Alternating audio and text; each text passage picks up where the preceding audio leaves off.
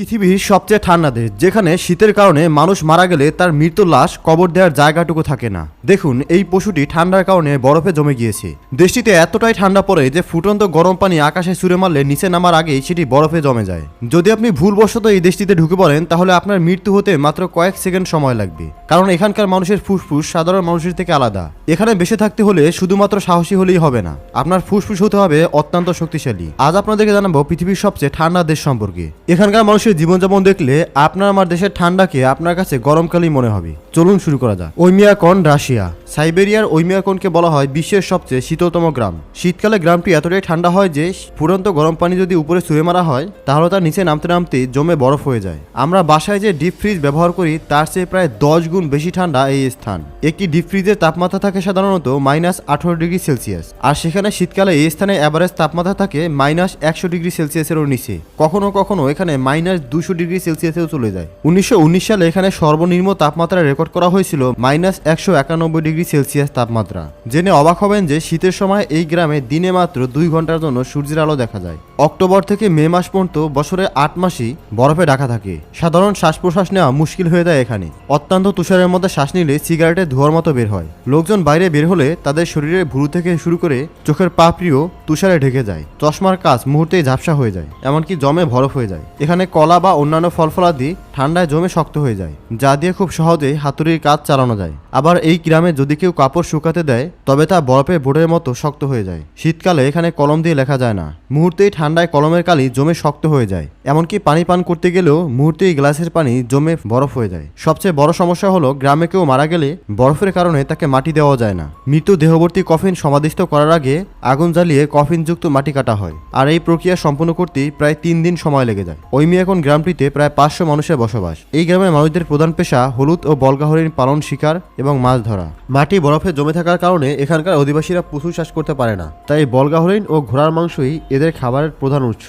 শীতকালে এই এলাকার জেলেরা স্থানীয় নদীতে মাছ শিকার করতে যায়। এই সময় সব নদী জমে পুরোপুরি বরফ হয়ে থাকে, তবে জেলেদের মাছ পেতে তেমন বেগ পেতে হয় না। মাছের সন্ধানে ঈগল পাখি আগে থেকে গর্ত করে রাখে। এসব নদীতে গর্ত করে তারা সিম্পলি সেই নদীতে মাছ ধরে, তাতে ধরা পড়ে অনেক বড় বড় মাছও।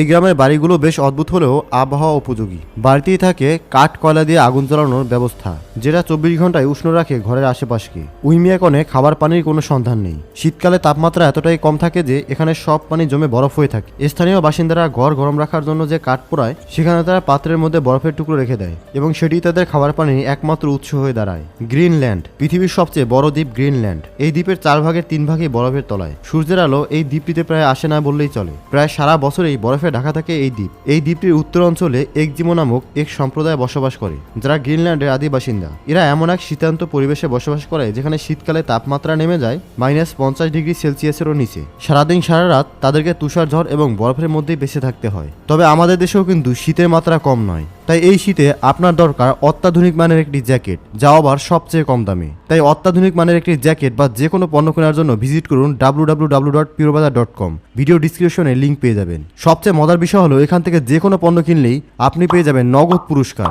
গাড়ি, বাইক, ল্যাপটপ থেকে শুরু করে হাজার হাজার পুরস্কার। পিউরোবাজার থেকে আপনি যে কোনো প্রোডাক্ট কিনলেই একটি ক্র্যাশ কার্ড পাবেন, যেটা ঘষলেই আপনি নগদ পুরস্কার পাবেন। তাই এখন এই ভিডিওটি দেখা শেষ হলে কমেন্ট বক্সে থাকা লিঙ্ক থেকে পিউরোবাজারে ভিজিট করে যে কোনো পণ্য অর্ডার করুন। চলুন এবার মূল ভিডিওতে আসা যাক। এদের গায়ের রং হালকা বাদামি, কিন্তু নোংরা থাকায় এদের ময়লা রঙের দেখায় এবং শীতের কারণে এরা নোংরা থাকতে বাধ্য হয়। এদের আবাসভূমি সারা বছরই বরফে ঢাকা থাকে বলে বরফের তৈরি ঘরে এরা বাস করে। শক্ত বরফের খণ্ড দিয়ে তারা এই বিশেষ ধরনের ঘর তৈরি করে এবং তাতে একটি মাত্র দরজা থাকে, যেখানে হামাগুড়ি দিয়ে ঢুকতে হয়। আর জানালা তৈরি হয় এক খণ্ড স্বচ্ছ বরফের টুকরো দিয়ে। এগুলোর ভেতরে চিল মাছের চর্বি দিয়ে তৈরি বাতি জ্বালালে এটি গরম হয়ে ওঠে, কিন্তু বাইরের তীব্র শীতের কারণে বরফ গলে না। গ্রীষ্মকালে কিছুটা তাপমাত্রা বাড়লে বরফ গলার সাথে সাথে তাদের বাড়িটাও গলে যায়। তখন বাইরে তাঁবুটা নিয়ে বসবাস করা ছাড়া তাদের অন্য কোনো উপায়ই থাকে না।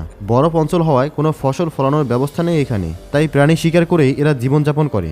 বলগা হরিণ, চিল মাছ এবং মরুভাল্লুক এই সকল প্রাণীর মাংস ও চর্বি খায়, আর সেগুলোর চামড়া দিয়ে তৈরি করে পোশাক। বছরের শুরুতেই বরফের নিচে এখানে চিল মাছ পাওয়া যায়, যা বিশেষ পদ্ধতিতে একজুমিরে শিকার করে। প্রথমে এরা বরফ করে পানি পর্যন্ত গর্ত করে, এরপর বর্ষা হাতে গর্তের সামনে ঘন্টার পর ঘন্টা অপেক্ষা করে। করে। গর্ত থেকে উপরে ওঠার সুড়ঙ্গ পেলে সিল মাছ গর্ত দিয়ে উপরে উঠে আসে। তখন এক্সিমোরা একে বর্ষা দিয়ে গেঁথে ফেলে। শিকার করা শিলকে এরা টুকরো টুকরো করে কেটে খেয়ে থাকে আর তেল রেখে দেয় ঘরের প্রদীপ জ্বালানোর জন্য। এক্সিমোরা কোথাও গেলে কুকুরে টানা সিলেজ ব্যবহার করে। মাছের চোয়াল, বলগা হরিণের মাথার খলি আর সিল মাছের হাড় দিয়ে তৈরি এই সিলক টানতে কুকুরকে বাহক হিসেবে ব্যবহার করে। ভস্ত্রক অ্যান্টার্কটিকা। দর্শক, আন্টার্কটিকা নামটি শুনলেই চোখের সামনে ভেসে আসে বরফে ঢাকা একটি অঞ্চল যেখানে বাস করে হাজার হাজার পেঙ্গুইন। তবে জানলে অবাক হবেন যে মাত্র একটা বরফের টুকরো আন্টার্কটিকার 98% জায়গা ঢেকে রেখেছে। এই একটিমাত্র বরফের টুকরোই আন্টার্কটিকাকে দিয়েছে পৃথিবীর 5ম বৃহত্তম মহাদেশের খেতাব। এই বরফের টুকরোটি প্রায় 14 মিলিয়ন জায়গা জুড়ে বিস্তৃত এবং এটির পুরুত্ব প্রায় 1 মাইল। আন্টার্কটিকা বসবাসের জন্য অযোগ্য হলেও কিছু প্রাণী এখানে বসবাস করে যারা নিজেদেরকে মানিয়ে নিয়েছে এই ঠান্ডা রাজ্যের সাথে। এমনকি কিছু মানুষও এখানে বসবাস করে যাদেরকে মানুষ না বলে এলিয়েন বলাই ভালো। সাধারণত আন্টার্কটিকার এই তাপমাত্রায় খালি গায়ে কোনো মানুষ খুব বেশি হলে 2 থেকে 3 মিনিট বেঁচে থাকতে পারবে। এজন্য এই দুর্গম জায়গায় স্থায়ীভাবে কোনো মানুষ বা কোনো আদিগোষ্ঠী বসবাস করে না। তবে দুর্গম এই অঞ্চলে মেরুর বরফ গবেষণার জন্য কিছু বিজ্ঞানী বা গবেষকদের বাস রয়েছে এখানে। কঙ্কটিয়া স্টেশন নামক এই গবেষণা কেন্দ্রে গবেষণা করে যাচ্ছেন তারা। দর্শক, এই ছিল আমাদের আজকের আয়োজন। ভিডিওটি সম্পর্কে আপনার মতামত কমেন্টসে লিখে জানাবেন। এই ধরনের আরও ভিডিও দেখার জন্য কমেন্টসে লিখুন নেক্সট পার্ট। আর বছরের সবচেয়ে সেরা ডিলে কেনাকাটা করার জন্য এখনই ভিজিট করুন purebazaar.com। লিংক কমেন্ট বক্সে রয়েছে। ধন্যবাদ।